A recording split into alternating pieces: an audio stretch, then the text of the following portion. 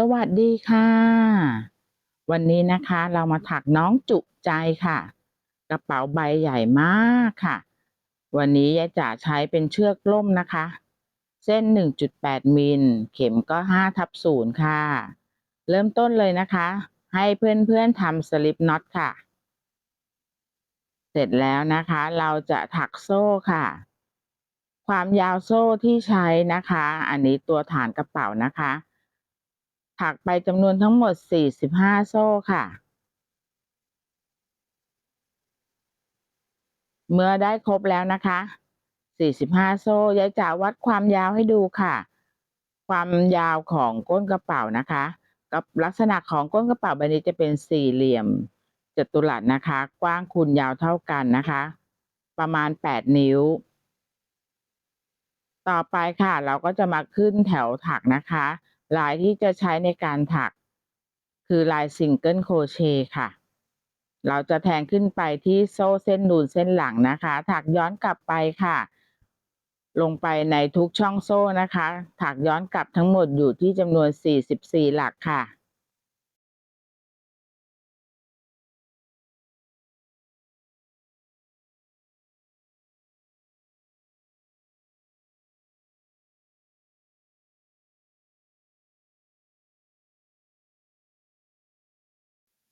ให้เพื่อนๆถักต่อจนถึงหลักที่ 1 ได้เลยค่ะ เมื่อเราถักเสร็จแล้ว 1 แถวลักษณะงานที่ได้ค่ะ ก่อนที่จะขึ้นแถวที่ 2 นะคะยายจ๋าแนะนำให้เพื่อนๆเก็บปลายไหมเลยนะคะ ลักษณะการเก็บคือแทงผ่านหลักสุดท้ายตรงนี้นะคะ แล้วก็เกี่ยวมาแล้วเดี๋ยวเราจะถักเก็บไปพร้อมกันในการถักกับแถวที่ 2 ค่ะ จะได้ไม่ต้องเสียเวลามานั่งเก็บปลายไหมอีกรอบหนึ่งนะคะ มาเริ่มต้นแถวที่ 2 ค่ะ ต่อไปนะคะแถวที่ 2 จะเป็นแพทเทิร์นเดียวกันหมดนะคะ ขึ้น 1 โซ่ แล้วให้เพื่อนๆพลิกกลับชิ้นงานค่ะ เราจะแทงลงไปในหลักโซ่ปกติได้เลยนะคะ แล้วก็เก็บปลายไหม เก็บปลายไหมที่เราดึงขึ้นมานะคะ ไปในคราวเดียวกันเลยนะคะ ถักย้อนกลับไปทั้งหมดก็คือ 44 หลักเท่ากันนะคะ ให้เพื่อนๆถักไปนะคะทั้งหมด 44 หลัก ลักษณะของกระเป๋าใบนี้เพื่อนๆสามารถปรับขนาดได้นะคะจากฐานกระเป๋านะคะ ถ้าต้องการใบเล็กลงนะคะ ก็ให้ลดจำนวนโซ่ลงนะคะ เราถักไปจนถึงหลักสุดท้าย 44 เสร็จแล้วนะคะ ก็ให้ถักโซ่ 1 พลิกกลับแล้วก็ถักย้อนกลับไปกลับมานะคะ แถวละ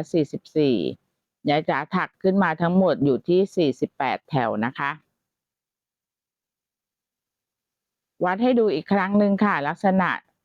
ความกว้างความยาวจะเท่ากันนะคะ เมื่อถักออกมาได้เพิ่มขึ้นมาอีกครึ่งนิ้วค่ะ จากที่เราวัดช่องโซ่เมื่อกี้นะคะ ก็จะเป็น 8 นิ้วครึ่งคูณกับ 8 นิ้วครึ่งค่ะ สำหรับใบนี้นะคะ เราจะไม่ถักฐาน เราไม่ต้องถักรอบฐานนะคะ เราจะขึ้นลายเลยนะคะ ขึ้นลายตัวกระเป๋าเลย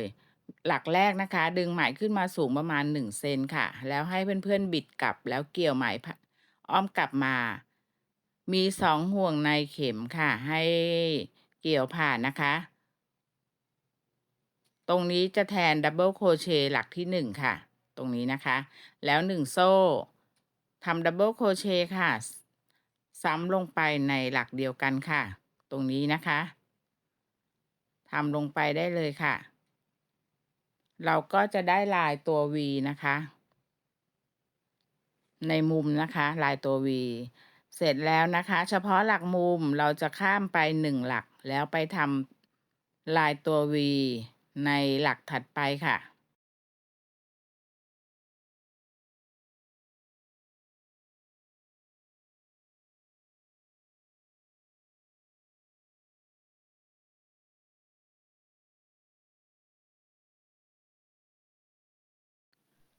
หลังจากเสร็จ V ที่ 2 ตรงนี้นะคะ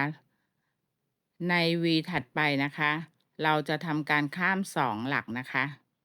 เราจะข้าม 1 หลักเฉพาะในหลักมุมนะคะ ตรงนี้ข้าม 2 หลักค่ะ แล้วไปทำลงในหลักที่ 3 นะคะ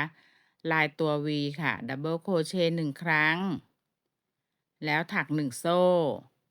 แล้วก็ดับเบิลโครเชต์ซ้ำลงในหลักเดิมนะคะ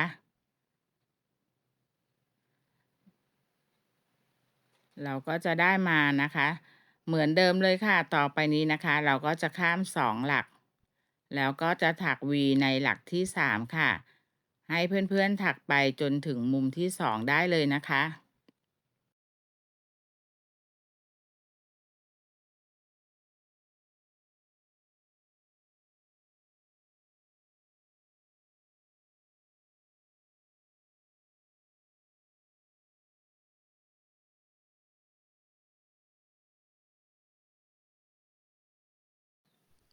เมื่อถึงมุมที่2ค่ะ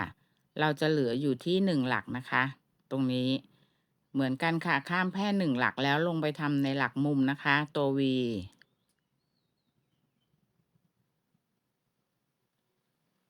โซ่1ครั้งแล้วก็ดับเบิลโครเชต์ลงไปในหลักเดียวกันนะคะหลักมุมตรงนี้เราก็จะได้ตัว V ที่หลักมุมเหมือนกันนะคะมุมที่2แล้วนะคะ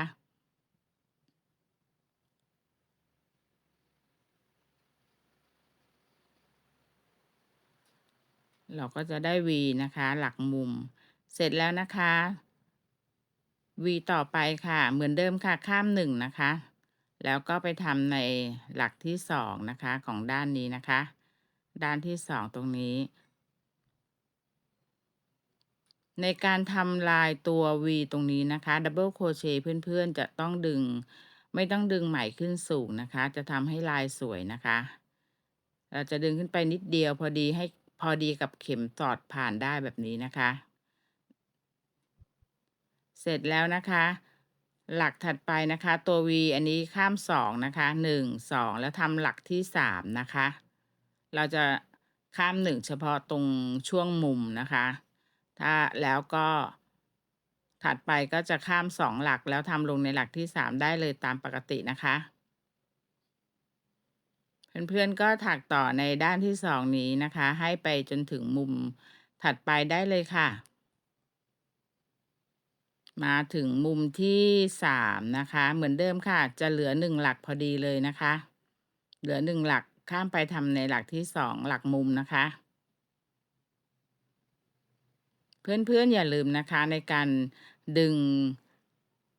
ความสูงของดับเบิลโครเชต์ขึ้นมานะคะไม่ต้องสูงมากนะคะเอาแค่พอดีกับตัวเข็มเกี่ยวไหมผ่านได้นะคะ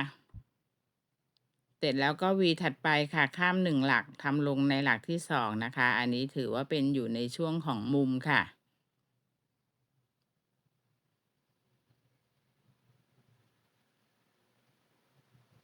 ที่เหลือนะคะต่อไปได้เลยค่ะหลักถัดไปก็จะข้าม2นะคะ V ถัดไปนะคะอันนี้ก็จะข้าม2หลักแล้วไปทำลงในหลักที่3ได้เลยค่ะ เพื่อนๆก็ถักต่อนะคะจนไปถึงหลักมุมค่ะ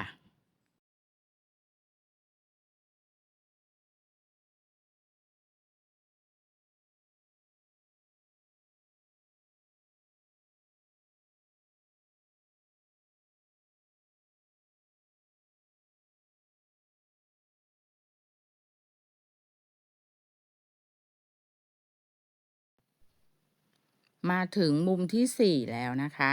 เหลือ1ช่องเหลือ1หลักนะคะเราทำหลักถัดไปค่ะถือเป็นหลักมุมนะคะตัว V ค่ะ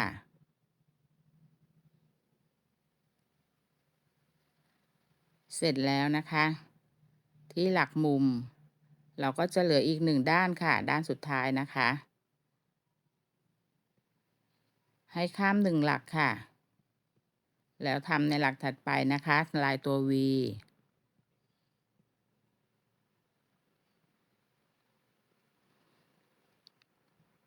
เสร็จแล้วค่ะแล้วก็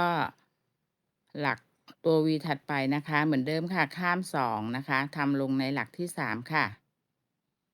1 2แทงลงในหลักที่3แล้วก็อย่าลืมนะคะไม่ต้องดึงสูงมากนะคะดับเบิลโครเชต์ขั้นด้วย1โซ่แล้วก็ดับเบิลโครเชต์ซ้ำลงไปอีก1ครั้ง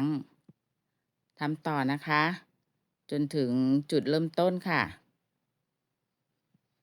มาถึงตรงนี้จะเหลือ1หลักพอดีเลยนะคะเราจะเชื่อมนะคะกับหลักแรกตรงนี้นะคะเพื่อนๆดูนะคะเราจะแทงลงบนหลักที่เราทำดับเบิลโครเชต์หลักแรกนะคะตรงนี้สลิปสติชได้เลยค่ะจบแถวแรกนะคะที่เป็นลายตัว V ถักด้วยดับเบิลโครเชต์นะคะอันนี้ถือเป็น1แถวนะคะในลายของเขานะคะตัวกระเป๋าเขาก็จะตั้งขึ้นตรงมุมทั้ง4มุมนะคะ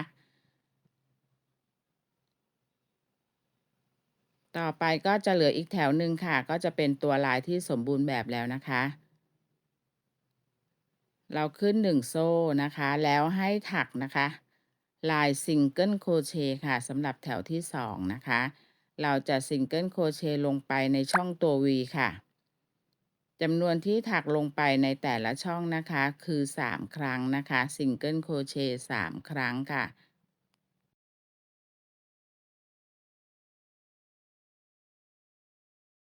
ลายที่ได้นะคะ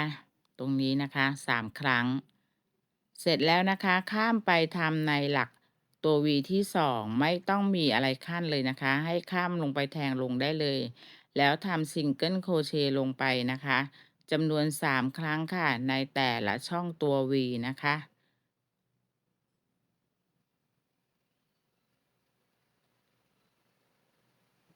ไม่ต้องถักอะไรเพิ่มนะคะไม่มีโซ่นะคะให้ข้ามไปแทงลงได้เลยค่ะ สำหรับลายถักลายนี้นะคะยายจ๋าเคยมีสอนไว้1คลิปนะคะแต่จะใช้เป็นตัวเชือกร่มที่เส้นใหญ่พอดีมีเพื่อนขอมานะคะต้องการกระเป๋าใบใหญ่ยายจ๋าก็เลยลดมาทำให้ดูอีก1ครั้งนะคะสำหรับลายนี้ถ้าเพื่อนๆติดตามมาจะเห็นว่าเคยมีทำไปแล้วนะคะอันนี้จะใช้ตัวเชือกร่มเส้นเล็กนะคะ1.8มิลเพื่อนๆถักต่อได้เลยนะคะถักวนไปจนครบรอบนะคะแล้วเดี๋ยวมาดูกันค่ะมาดูวิธีการจบนะคะสำหรับแถวที่2ที่เป็นลายซิงเกิลโครเชต์ถักลงในตัว V ค่ะเราถักให้ครบ3ครั้งนะคะในตัว V สุดท้ายเราเสร็จแล้วนะคะมาดูวิธีการถักเชื่อมค่ะเราจะแทงลงไปที่ V ตัวแรกนะคะแล้วก็เป็นซิงเกิลโครเชต์ตรงนี้นะคะหลักแรกนะคะเราจะแทงลงไปที่หลักที่1นะคะเพื่อทำการจบแถวนะคะสลิปสติชได้เลยค่ะจบแถวที่2แล้วนะคะอันนี้ลายเขาก็ถือว่าสมบูรณ์แล้วนะคะตรงนี้เห็นลายแล้วนะคะต่อไปนะคะเดี๋ยวขึ้นให้ดูอีกนะคะวิธีการขึ้นดับเบิลโครเชต์หรือตัว V ในแถวต่อไปเพื่อนๆจะต้องสลิปสติชมาอีก1หลักนะคะตรงนี้ เพื่อให้เป็นหลักกลางนะคะเรามีซิงเกิลที่3หลักซิงเกิลโครเชต์3หลักให้มาขึ้นที่หลักที่2นะคะหลักกลางแล้วก็ดึง1เซนนะคะบิดหัวเข็มไปค่ะแล้วก็เกี่ยวไหมบิดกลับมาเกี่ยวไหมนะคะแล้วก็บิดกลับมาค่ะมี2ห่วงในเข็มนะคะเกี่ยวผ่านค่ะได้ดับเบิลโครเชต์1ขาแล้วนะคะ1โซ่ค่ะแล้วก็ทำดับเบิลโครเชต์นะคะลงไปอีก1ครั้งค่ะในหลักกลางนะคะหลักเดียวกันก็จะได้ตัว V นะคะอันนี้เรียบร้อยแล้วนะคะหลักแรก V ต่อไปค่ะเหมือนเดิมนะคะแต่นี้เข้าลายปกติแล้วนะคะข้าม2หลักแล้วไปทำลงในหลักกลางนะคะซิงเกิลโครเชต์หลักกลางหลักที่2นะคะตรงนี้1โซ่แล้วก็ดับเบิลโครเชต์อีก1ครั้ง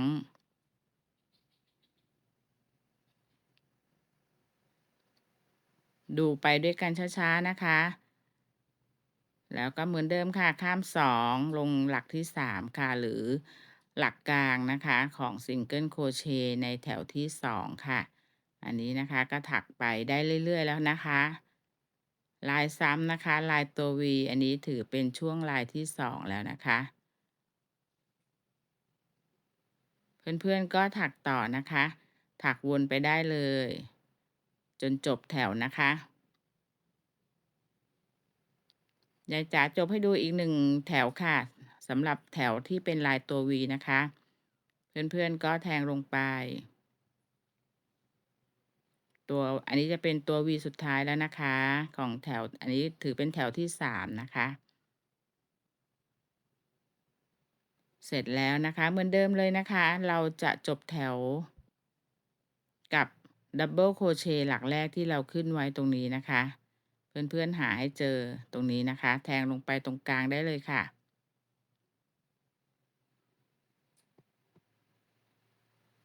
วิธีการขึ้นดับเบิลโครเชต์ในหลักแรกนะคะยายจะแทนด้วยการปกติเราจะขึ้นด้วย3โซ่นะคะแทนดับเบิลโครเชต์1หลักอันนี้ยายจะใช้วิธีแบบนี้นะคะจะออกมาสวยกว่าการใช้3โซ่นะคะเราจบอีก1แถวแล้วนะคะลายตัว V เพื่อนๆดูนะคะแต่ลายเขาจะจบนะคะต้องมีซิงเกิลโครเชต์อีก1แถวนะคะถึงจะเป็นการจบลายขึ้น1โซ่นะคะอันนี้ซ้ำแล้วนะคะเหมือนเดิมค่ะ1โซ่เสร็จแล้วนะคะให้เพื่อนๆถักซิงเกิลโครเชต์ลงไปในช่องตัว V ได้เลยค่ะจำนวนที่ถักก็เหมือนเดิมค่ะจำนวน3ครั้งนะคะในแต่ละช่องตัว V ค่ะ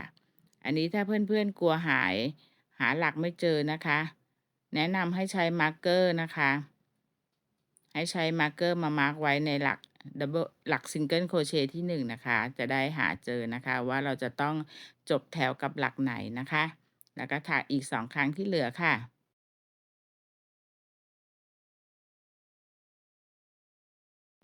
เหมือนเดิมนะคะเราไม่ต้องทำอะไรนะคะไม่ต้องถักโซ่นะคะเราข้ามลงไปแทงลงใน V ถัดไปได้เลยนะคะแล้วก็ซิงเกิลโครเชต์ลงไปจำนวน3ครั้งค่ะ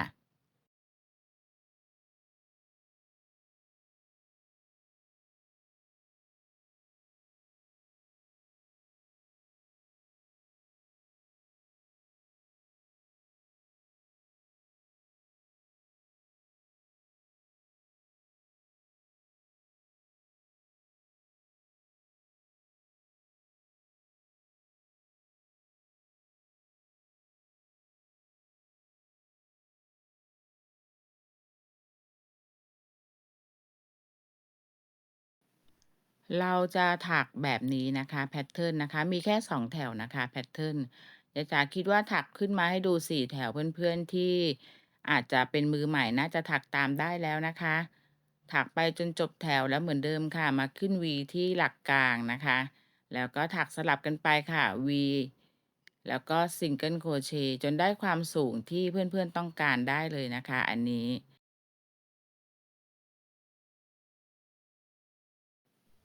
เมื่อเสร็จแล้วค่ะลักษณะงานนะคะยายจ๋าถักขึ้นมาสูงประมาณนี้นะคะยายจ๋าวัดให้ดูค่ะยายจ๋าจะถักขึ้นมานะคะความสูงอยู่ที่ประมาณ9นิ้วนะคะต่อไปก็จะเป็นขั้นตอนการถักสายกระเป๋านะคะวิธีการหาตำแหน่งที่เราจะถักสายกระเป๋าค่ะให้เพื่อนๆดูหลักมุมนะคะยายจ๋าจะใช้วิธีการดูหลักมุมตรงนี้แล้วก็ไล่ขึ้นไปนะคะ เราดูได้หลักมุมแล้วเราก็ไล่ขึ้นไปตัว V ที่เป็นหลักมุมนะคะก็ไล่ขึ้นไปที่แถวสุดท้ายค่ะเสร็จแล้วนะคะเราจะนับ1นับ1 2 3นะคะใส่มาร์กเกอร์ค่ะใส่มาร์กเกอร์ไว้ในซิงเกิลโครเชต์ที่3นะคะเหมือนกันค่ะมุมเดียวมุมในลักษณะมุมถัดไปหาหลักมุมให้เจอแล้วก็นับถอยกลับมา3นะคะแล้วก็ใส่มาร์กเกอร์ไว้ที่ซิงเกิลโครเชต์ที่3ตรงนี้นะคะตรงกลางตรงนี้จะมี11 V นะคะตรงกลางจะเป็น11 V เสร็จแล้วนะคะเมื่อได้ตำแหน่งครบทั้ง4ตำแหน่งแล้วเราก็มาถักขึ้นสายกระเป๋าค่ะโซ่1แล้วถักซิงเกิลโครเชต์นะคะลงไปในทุกๆหลักได้เลยค่ะจนถึงจุดที่เรามาร์กเกอร์ไว้นะคะ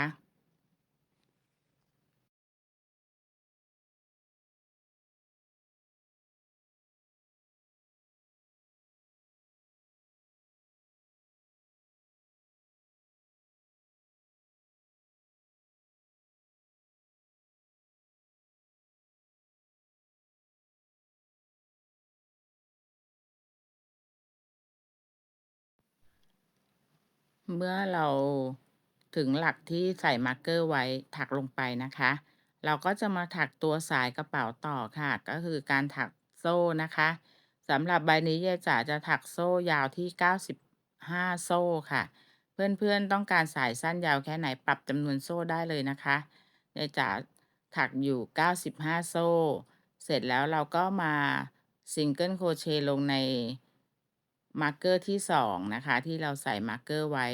แล้วถักต่อได้เลยค่ะลายที่ใช้ถักก็คือซิงเกิลโครเชต์ลงไปนะคะในทุกๆหลักนะคะ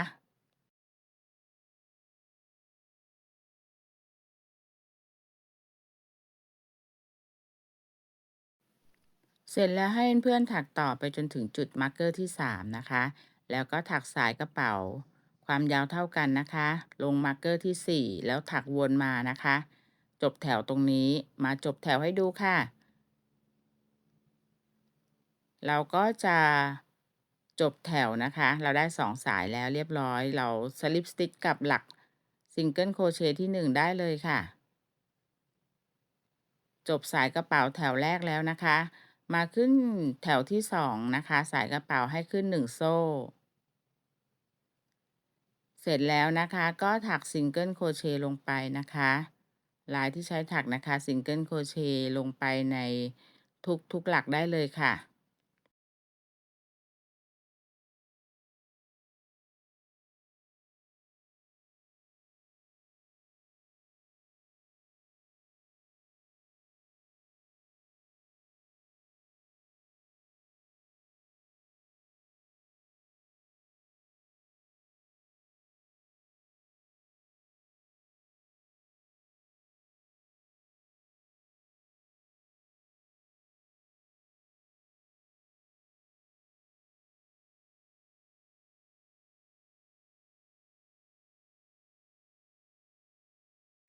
เมื่อซิงเกิลโครเชต์ครบมาจนถึงสายโซ่นะคะตรงนี้ยายจ๋าจะข้ามโซ่ไป1โซ่นะคะแล้วไปทำลงในโซ่ที่2แล้วก็แทงเส้นเดียวแบบนี้นะคะเพราะเดี๋ยวเราจะมีถักวงในอีกอีก2แถวนะคะอันนี้เราก็เลยแทงอยู่ที่เส้นเดียวนะคะลายที่ใช้ถักบนเส้นโซ่นะคะใช้ลายซิงเกิลโครเชต์เหมือนกันค่ะแทงลงไปนะคะถักลงไปในทุกช่องโซ่ค่ะ ช่องโซ่ละ1ครั้งนะคะให้เพื่อนๆถักวนนะคะสายที่1เหมือนเดิมนะคะตรงจบตรงนี้ต้องข้าม1โซ่นะคะแล้วมาลงในซิงเกิลโครเชต์ตัวกระเป๋าแบบนี้วนมาจนจบแถวค่ะเมื่อเราจบแถวนะคะวิธีการจบแถวเดี๋ยวเราจะถักเพิ่มอีก1แถวนะคะสำหรับสายกระเป๋านะคะลายที่จะใช้ถักอันนี้นะคะอีก1แถวก็คือลาย slip stitch นะคะแทงลงไปเส้นเดียวนะคะโซ่เส้นหลังเส้นเดียวแล้ว slip stitch ค่ะหรือเลื่อนห่วงผ่านมาได้เลยนะคะแล้วก็แทงโซ่เส้นหลังนะคะเพื่อนๆดูนะคะเราจะแทงที่โซ่เส้นหลังเส้นเดียวนะคะลงไปในทุกๆหลักนะคะเกี่ยวไหมผ่านตลอดค่ะหรือทางภาษาอีกอันหนึ่งก็คือ slip stitch นะคะเพื่อนๆดูนะคะ แล้วก็วิธีการที่เราจะขึ้นตรงช่วงรอยต่อนะคะกับสายกระเป๋าให้โค้งสวยนะคะเพื่อนๆก็จะข้ามเหมือนกันนะคะข้ามบนเส้นโซ่ตรงนี้นะคะ1หลักเหมือนแล้วไปทำในโซ่ที่2นะคะเพื่อนๆดูนะคะอันนี้เป็นแค่เทคนิคเพื่อให้มีเส้นโค้งสวยนะคะสำหรับสายกระเป๋าแล้วก็ถักต่อไปได้เลยค่ะ ให้ถักแบบนี้นะคะวนไปจนจบแถวได้เลยค่ะ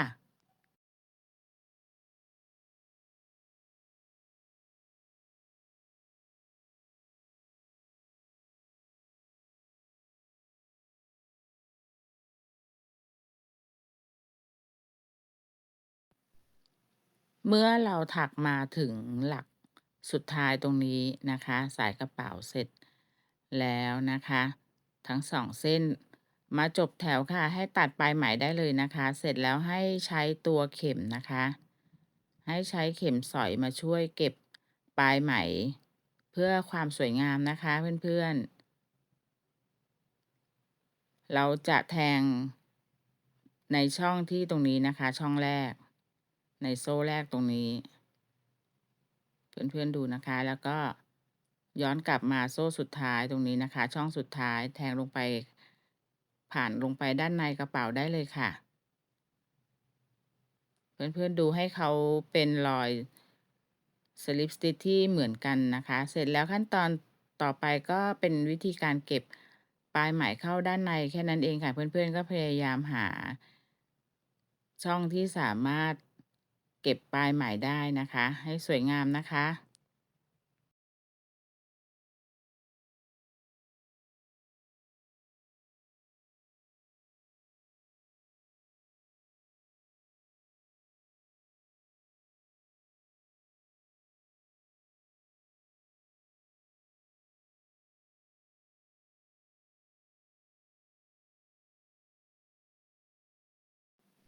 เมื่อเรียบร้อยแล้วนะคะสำหรับปลายไหมเชือกร่มจะใช้ตัวไฟแช็กมาลนนะคะเป็นการเก็บปลายไหมไม่ให้ไหมเขารันนะคะเรียบร้อยแล้วนะคะสำหรับตัวด้านริมสายกระเป๋านะคะด้านนอกนะคะทีนี้นะคะเราจะมาถักข้างในนะคะแต่ก่อนที่จะถักเดี๋ยวเราจะมาถักในส่วนของฐานรองกระดุมนะคะอันนี้ยายจ๋าใช้เป็นกระดุมแบบขาเสียบ กระดุมแม่เหล็กแบบขาเสียบนะคะก็เลยจะถักตัวฐานไว้สำหรับติดกระดุมค่ะที่จริงๆก็ถักไม่ยากนะคะแต่เดี๋ยวยายจะถักให้ดูค่ะเผื่อเพื่อนๆมือใหม่นะคะเข้ามาหัดถักนะคะวิธีการนะคะก็ให้ทำสลิปน็อตค่ะแล้วถักโซ่ความยาวโซ่ที่จะใช้ก็คือ5โซ่นะคะเมื่อได้5โซ่แล้วให้ถักซิงเกิลโครเชต์ย้อนกลับมานะคะ หลักละ1ครั้งอยู่ที่3หลักค่ะ2แล้วก็3นะคะก็จะเหลือหลักสุดท้ายนะคะเป็นหลักมุมอันนี้เราจะทำลงไปจำนวน3ครั้งค่ะให้ถักซิงเกิลโครเชต์นะคะ3ครั้ง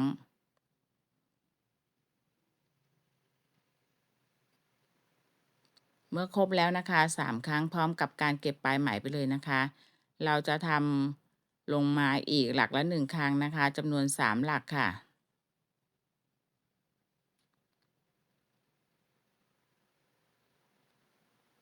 พร้อมกับการเก็บปลายไหมไปเลยนะคะหลักที่3ค่ะ เสร็จแล้วเราไม่ถักวนนะคะ อันนี้เราจะถักย้อนกลับนะคะพลิกกลับ1โซ่แล้วพลิกกลับค่ะถักย้อนกลับมานะคะหลักละ1ครั้งค่ะจำนวน3หลักเสร็จแล้วนะคะหลักมุมเรามีอยู่ที่3หลักถูกไหมคะตรงนี้เราจะทำลงไปหลักละ2ครั้งค่ะ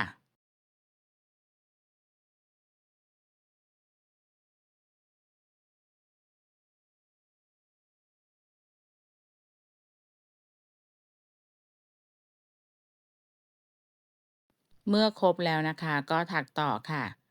เหลือ3หลักนะคะหลักละ1ครั้งค่ะหลักสุดท้ายค่ะ เราก็เสร็จแล้วนะคะสำหรับฐานรองตัวกระดุมนะคะตรงนี้ก็จะได้ขนาดพอดีค่ะกับกระดุมนะคะต่อเราก็มาถักเก็บตรงด้านริมนี้นิดหนึ่งนะคะก็ใช้ซิงเกิลโครเชต์เหมือนกันค่ะ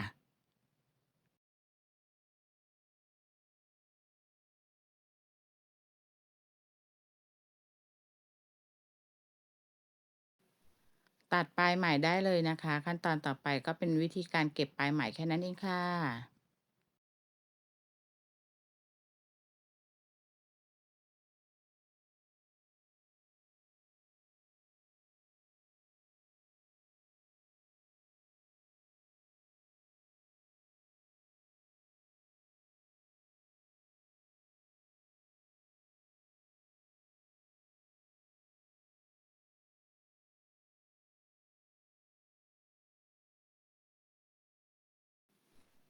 เพื่อนๆที่รับชมมาถึงตรงนี้แล้วนะคะยายจ๋าฝากนิดนึงนะคะ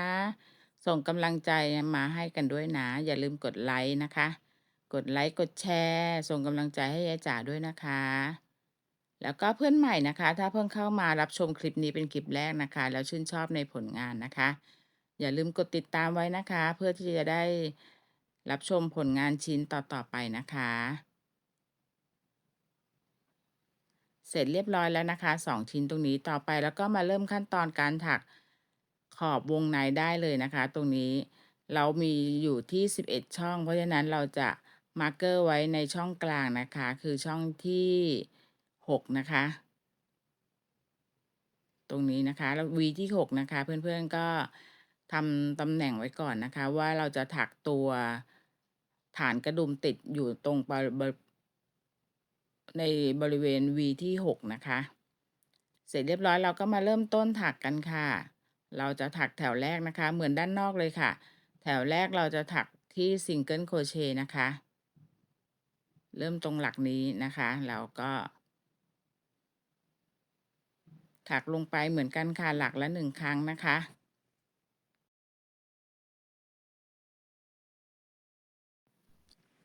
สำหรับเพื่อนๆที่สนใจในตัวอุปกรณ์นะคะไม่ว่าจะเป็นตัวเชือกตัวไหมพรมนะคะหรือว่าอุปกรณ์ต่างๆนะคะโดยปกติจะมีแนะนำลิงก์ไว้ให้นะคะที่หน้าคลิปนะคะหรือถ้าไม่เจอที่หน้าคลิปเพื่อนๆก็สามารถดูที่คำว่าเพิ่มเติมที่ใต้คลิปนะคะเมื่อกดเข้าไปแล้วเขาจะมีลิงก์โชว์อยู่นะคะว่าแนะนำร้านค้าในแอปนะคะเพื่อนๆก็สามารถกดเข้าไปลองดูก่อนได้นะคะแล้วก็กดผ่านลิงก์ตรงนั้นได้เลยนะคะถ้าสนใจนะคะเดี๋ยวจะมีแนะนำไว้ให้อยู่แล้วนะคะว่าใช้เชือกล่มประเภทไหนหรือว่าเป็นไหมพรมหรือเป็นเชือกฟอกนะคะแล้วก็อุปกรณ์ต่างๆนะคะฝากด้วยนะคะเมื่อเรามาถึงตรงนี้นะคะที่เราใส่มาร์กเกอร์ไว้เราจะทำการถักนะคะซิงเกิลโครเชต์นะคะทั้งตัวกระเป๋าแล้วก็ตัวแผ่นรองกระดุมติดไปนะคะพร้อมกันนะคะก็คือแทงที่ด้านนอกแบบนี้แล้วก็ไปแทงที่ตัวแผ่นรองกระดุมด้านในนะคะให้ติดไปในคราวเดียวกันเลยนะคะแบบนี้นะคะแทงผ่านนะคะแล้วก็ใช้ลายซิงเกิลโครเชต์ต่อเนื่องได้เลยนะคะอันนี้เราจะทำอยู่ที่3หลักนะคะ เมื่อเสร็จแล้วเราก็ถักต่อได้เลยค่ะซิงเกิลโครเชต์นะคะลงในหลักปกติได้เลยค่ะมาถึงตรงนี้นะคะอยากจะข้ามมาถึงตรงหลักมุมนิดนึงนะคะเพื่อนๆเราต้องการให้โค้งขึ้นมาเหมือนกันนะคะเพราะฉะนั้นเราก็จะข้ามไป1โซ่นะคะแล้วไปแทงลงในโซ่ถัดไปนะคะอันนี้เป็นบนตัวกระเป๋านะคะบนสายกระเป๋านะคะอันนี้สายกระเป๋าโทษทีแล้วก็แทงนะคะลงไป ด้วยลายซิงเกิลโครเชต์นะคะลงบนสายกระเป๋าด้านในนะคะอันนี้เราถักอยู่ขั้นตอนการถักด้านในแล้วนะคะเพื่อนๆดูนะคะโค้งให้สวยนะคะแล้วก็ถักต่อมาจนถึงช่องสุดท้ายตรงนี้เมื่อมาถึงตรงช่องสุดท้ายตรงนี้นะคะเพื่อนๆดูนะคะเราก็จะแทงลงในหลักแรกที่เราเริ่มต้นนะคะเราจะถักอีก1แถวเหมือนกันเลยนะคะเราจะถักด้วยลายสลิปสติ t นะคะถ้าตรงรอยต่อที่เชื่อมแถวนะคะจบแถวมีรอยมีเขาเรียกอะไรมีช่องว่างนะคะเดี๋ยวเราใช้ปลายเชือกที่เหลือของเรานะคะในการเก็บได้นะคะเติมให้เขาเต็มนะคะให้สวยงามได้นะคะเพื่อนๆไม่ต้องกังวลนะคะถ้ามีช่องโหว่อยู่ตรงรอยต่อนะคะเราก็ถักไปได้เลยนะคะอีก1แถวนะคะเหมือนกันนะคะสลิปสติ t ที่โซ่เส้นหลังเส้นเดียวนะคะให้เหมือนกับด้านนอกนะคะอันนี้เป็นการถักด้านในถักวนไปได้เลยนะคะจนจบแถว ให้ถักวนจนจบแถวนะคะ แล้วก็เก็บงานให้เรียบร้อยตรงนี้นะคะ เสร็จแล้วนะคะ ก็มาทำอีกฝั่งหนึ่งนะคะ เหมือนกันนะคะ ถัก2แถวสำหรับแล้วก็ติดตัวแผ่นรองกระดุมเหมือนกันนะคะยายจ๋าขอข้ามขั้นตอนไปเลยนะคะ เพื่อนๆน่าจะพอทำได้นะคะไม่ยากค่ะ เมื่อมาดูเมื่อเมื่องานเสร็จแล้วนะคะของทั้งสองฝั่งแบบนี้นะคะเดี๋ยวยายจ๋าจะทำการติดกระดุมให้ดูนะคะ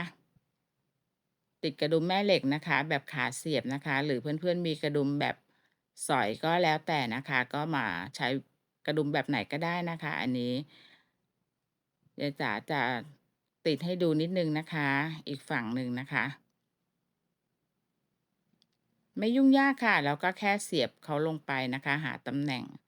เสียบให้ได้นะคะ ตรงนี้ เราก็กดลงไปให้ขาเขาพ้น ให้ขาเขาไปโผล่อยู่ด้านหลังให้ได้นะคะแล้วก็กดผ่านลงไป เมื่อเราได้เห็นตรงขาเขานะคะ ตรงชุดเขาจะมีแผ่นรองนะคะ อันนี้เราก็ใส่ลงไป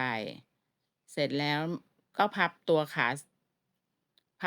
านะคะ อันนี้เพื่อนๆต้องใช้ครีมมาคีบช่วยนิดนึงนะคะ เพราะค่อนข้างแข็ง เมื่อได้ตรงนี้แล้วนะคะ เราก็กดขาเขาให้แน่นนะคะ เพื่อนๆก็กดขาลงไปให้แน่นค่ะ ไม่ยากค่ะ ไม่ยุ่งยากนะคะ ตรงนี้แค่นั้นเอง หรือเพื่อนๆเป็นกระดุมแม่เหล็กแบบสอย4ขาก็ได้นะคะ ก็ใช้สีได้ให้เหมือนกัน เสร็จเรียบร้อยแล้วค่ะ ง่ายมาก เรียบร้อยนะคะ แค่นี้เองค่ะ เพื่อนๆได้น้องจุใจแล้วค่ะ อันนี้ยายจ๋าขอให้ชื่อน้องนิดนึง เป็นน้องจุใจนะคะ เพราะว่าใส่ของได้จุใจเพื่อนๆมากค่ะ แล้วก็แนะนำนะคะ ถ้าเพื่อนๆต้องการไม่ให้ก้นย้วยนะคะ เพราะว่าก้นเขาใหญ่นะคะ อันนี้จะขอแนะนำให้มีแผ่นรองก้นนิดหนึ่งนะคะ เป็นแผ่นตัวพลาสติกนะคะ